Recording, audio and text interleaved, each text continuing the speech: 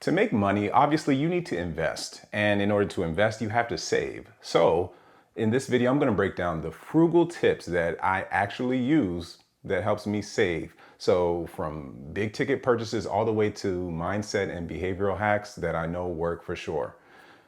Without further ado, let's get into it. So in regards to the big ticket purchases, buy new clothes once or twice a year. So I'm in a relatively interesting scenario where I mostly work from home. I can still fit all of my dress shirts and suits from when I did go into the office more frequently, so I have that covered.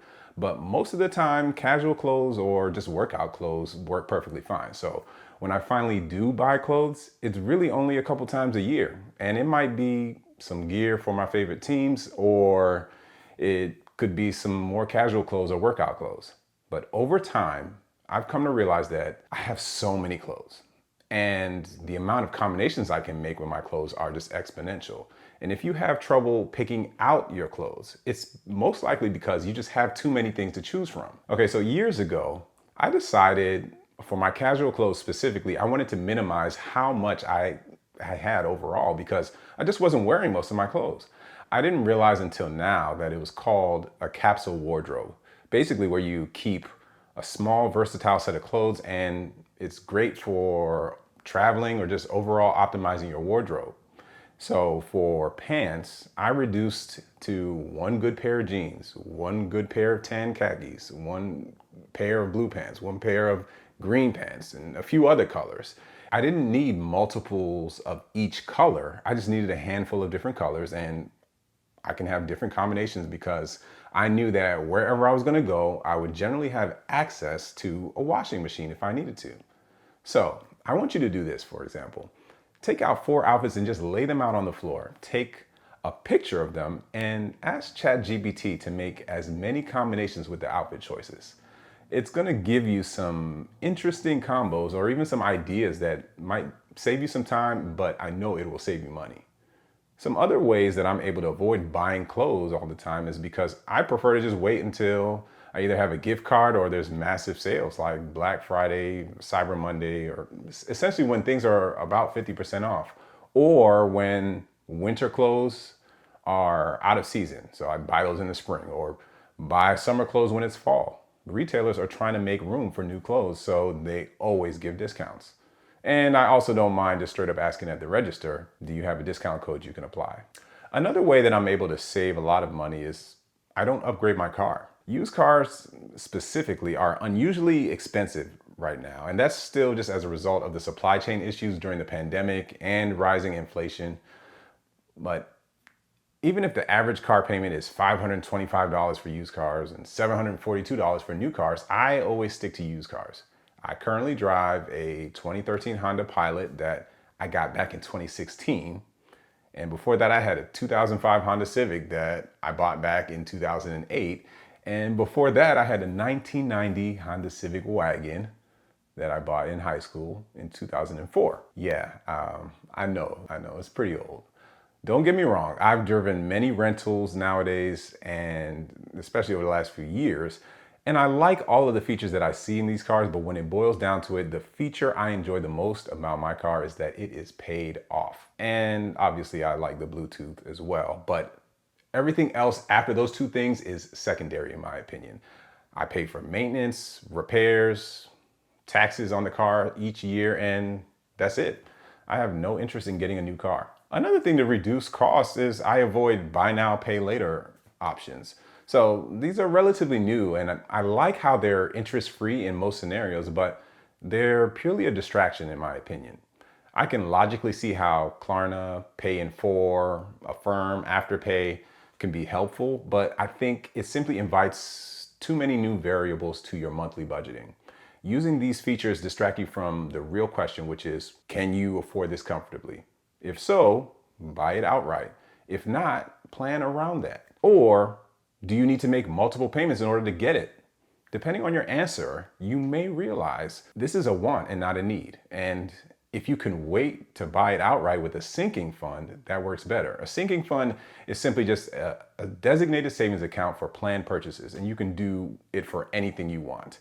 It just requires a little bit of planning. By the way, if that's something that you need help with, you can get my free savings starter kit at no cost to you, and it's going to give you some additional tips on saving, and you'll find it in the description below. So let's talk about some community and free resources. First one is the Buy Nothing group. I enjoy being part of a Buy Nothing group. You can get on Facebook, search your area just for a Buy Nothing group, which is essentially a community swap or an outright giveaway of free items. I used it to get rid of so many things that I just didn't need anymore, but you can also post within the group and say that you're in search of specific items that you don't want to buy, or you at least want to check and see if someone's willing to give it away for free at first. And the idea is that it's sustainable, it's low cost, and it's a little safer since you all live within the same community. I've seen a bunch of things. Some people get rid of tools, furniture, clothes, kids' toys, sports gear, you name it. There are some people who accumulate so much stuff and they just don't need it, and they aren't looking to exchange money for it. They're willing to give it away. So find yourself a Buy Nothing group and save some money. And obviously be safe about it. Something else that's saved me a lot of money over the years is being friends with your neighbors. This is important because you'll need to play the long game with this. You never know when they need something or when you're gonna need something. The value that you can provide to each other can be hard to put a price tag on. And they obviously see your home from a different angle. They can grab a package on your doorstep if you need them to, especially if you're gonna be away for a while. You can borrow yard tools from each other. If you're like us, you can have them check on your cat when you leave town. Return the same favor for them if you have to. We've had a cat for 15 years and we've only had to have him boarded twice. And that's because we always had a trusted neighbor who would come over and check on him, especially when we're out of town. Those are just some indirect savings because I have someone who can keep an eye on my house, my Amazon packages, my cat. So be friends with your neighbors. Something else that's really saved me a lot of money over the years, YouTube University. I just love it because not only has using YouTube as a tutorial bank helped me just become a better homeowner, it's helped me save a tremendous amount of money by empowering me to do specific things on my own. I've saved thousands of dollars on landscaping, pest control, garbage disposal replacements, light fixtures, replacing toilets, doing drywall patches, bike repairs, you name it. If you can make the time to just learn how to do it and have the confidence to do it on your own, you'll save a great deal of money. And just make sure you check YouTube first. So if you're trying to save some money on your next project, make sure you check YouTube first because you most likely can figure it out on your own, especially with the right tools. Another frugal tip I would say is repair or buy discounted. And I think we can all agree that things just aren't made the same anymore. And I do think there's value in buying specific things brand new. But once you've had these things, if they mess up, take a look at the cost to repair them before you just go out and buy something brand new and replace it. In most scenarios, you're going to be doing yourself a favor by fixing the old appliance like the fridge versus buying a brand new one. And the truth is, most people don't like to read the user manual for things. So the first time they're actually looking at it is when things start to go wrong. And that's when they realize they haven't been using it like they're supposed to, or they haven't done the right maintenance. And either way, it's still cheaper in most scenarios to replace. But if you do have to buy, you can always buy something discounted. So like if your appliance breaks down, especially if it's something you use all the time, like a washer, a dryer, a microwave, there are warehouses where they sell items for big discounts that were part of the display at the store. Those items were never used. They might have a scratch or a dent in them, and they're just not allowed to sell them at full price, but they're technically brand new. You could check with Lowe's, Home Depot, Best Buy, any other retailers, basically. We recently did this for 4 major appliances in our home. And at the end of the day, how many people care if there's a dent on the side of your dryer or a scuff on the bottom of your stove? Just think about it. Let's talk about some of the budgeting and cash flow hacks. And I want you to stick with me here. You have to leverage your strengths. For example, my wife's strength is shopping. And if that's you, then you need to download browser plugins like PayPal Honey, Capital One Shopping, or Camel for discounts and coupons to be applied to your purchases. Or you can use Rakuten, and that's where you'll get rebate checks in the mail for things that you're already planning on buying. If you're like me and your strength is avoiding shopping, then you can completely skip all of that and just simply wait till you get gift cards and just buy what you want. I personally dislike retail shopping so much that when I finally decide to go buy something for me, the few times out of the year, like clothes or hats or whatever, I generally just give myself permission to buy what I want. And that's because it's convenient for me. Not always when something's for sale or it's just based on when I feel like it, because it's so infrequent. There are multiple people who feel better if they know that they're always getting a deal, and other people who feel better when they're just getting what they want when they want. So any additional discount is just icing on the cake. And again, I have no problem asking the cashier, hey, is there a discount code that you can add? But let me know in the comments, are you the deal hunter like my wife or the convenience shopper like me? Just let me know in the comments below. Another hack that I've used over years is to reallocate money quickly. And this has to be one of my biggest tricks, and I've done it for many stages of my life. Whenever I had an expense that ended, I would find a way to just trick myself into thinking that the expense is still there, but I just put the money elsewhere. For example, I used to have a car note, but once my car was paid off, I made sure that same exact amount transitioned to savings instead. This way, I reduced the urge to just spend that money on something else that's going to increase my lifestyle cost. Most recently, we did this when we finally stopped paying for daycare. There was a point where we were paying for both of our kids to go to daycare because it just made sense for both of us. But when our youngest was finally out of daycare, I didn't stop. I just changed what that money was for, and I allocated it towards the kids' 529 plans. This way, I didn't give myself a chance to get used to the leftover money. If you leave that money idle, it's eventually going to get spent. Give your money a plan so that you have less planning to do in the future. Something else that's helped me save a tremendous amount of money is I avoid the comparison game. This one is relatively easy. Again, I drive a 2013 Honda Pilot. I'm not trying to have a nicer car than you. I'd rather have a better time. It's a waste of time going back and forth trying to buy something better than the next person, because essentially it never ends. Just because you have something doesn't mean you have to do something with it. It's like, you think about those people who are secretly a black belt in martial arts, but you've never seen them use violence as an answer. There's some power there. Like they know they have it. They don't have to use it all the time. But imagine if they decided they wanted to walk around in their gi all the time with their black belt and the world was their dojo.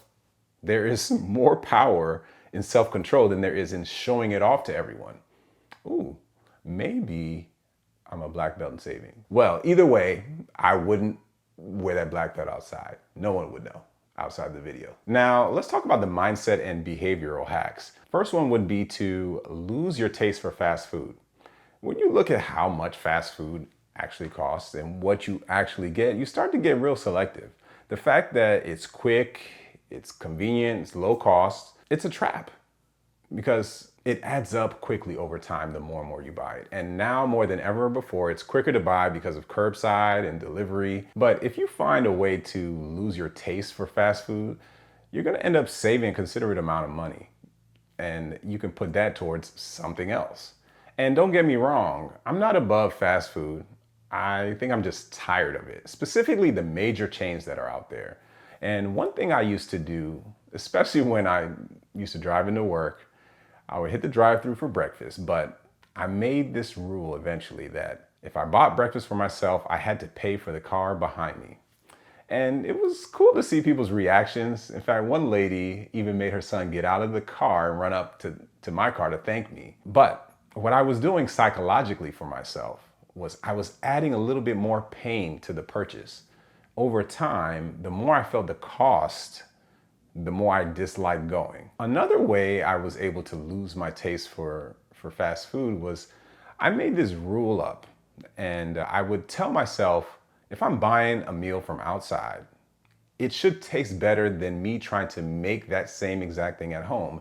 And if it doesn't, I'd rather have my at-home version first. And nutrition facts aside, those two tips alone made it much easier to keep fast food as a rare occasion. So if you truly have a fast food craving, look online see if you find hacks or alternatives to make a specific meal. For example, we like to buy the frozen Just Bare chicken nuggets, and I actually like those more than Chick-fil-A because I don't think they're as salty. So that's just my opinion. Something else you can do is get fed up. I started realizing that when I'm borrowing and paying high interest, it's somebody else stealing my future. So if I'm borrowing for anything besides my mortgage, I start to feel a little agitated about it, maybe even angry. And no, I'm not completely against credit cards. I've just coached myself to get irritated by it. So what I'm saying is, don't just look at your credit card balance as you're paying off the pair of shoes you bought. Think of it as someone is actively stealing your next new pair of shoes before you get a chance to pick it out. Every good story needs a villain. And I'm telling you that most of us need to demonize it so that we can start getting the results that we really want. All right, and one more hack that saves money is to work out. Now, hear me out. There are, of course, costs associated with going to the gym, buying workout equipment, getting a bike, buying a soccer ball, basketball, athletic shoes, whatever. There are plenty of people out there selling their old treadmills and workout benches on Facebook Marketplace. I'm at the point where I refuse to pay full price for workout equipment because so many people buy their equipment and they stop using them. But there's an even better point to make about how working out increases your savings. Because by regularly working out, you will be in a better mood, stress levels will be much lower, and you're gonna have a better grasp of when you're not feeling well. Another reason I would say is that if you work out on a regular basis, you're gonna have less room for the things that cost you more in healthcare costs in the future. I've done it before where I thought I could live a party lifestyle and still work out. Eat a bunch of fast food, have drinks, and then still be able to work out the same the next day. I'll put it this way, if you want your body to be a premium car, you eventually are gonna put less and less regular 87 gas, in fact, you'll probably put 0, and you're gonna have to shift to putting more premium gas into it. So much to the point that there won't be any room for regular gas or regular stuff. It's something that I'm actively living through right now because when it's all said and done, the money and the wealth doesn't matter much if you don't have the health to match it. So there's this viral clip that's been circulating social media, and it's because there's a question they ask. And the question is, if I give you $10 million, would you take it? And everyone says yes, obviously, because it's a no-brainer. But then there's a follow-up question.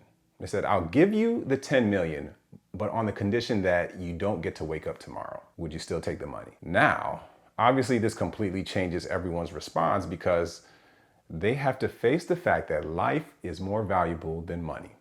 And although we can't control how long we live, if given the opportunity to live longer, most people, most reasonable people would go with that option. So there you have it. Those are just a few hacks, few frugal hacks that you can use. So let me know which ones you think I left out. And if you need more, just make sure you grab your Saving Starter Kit for free in the description below.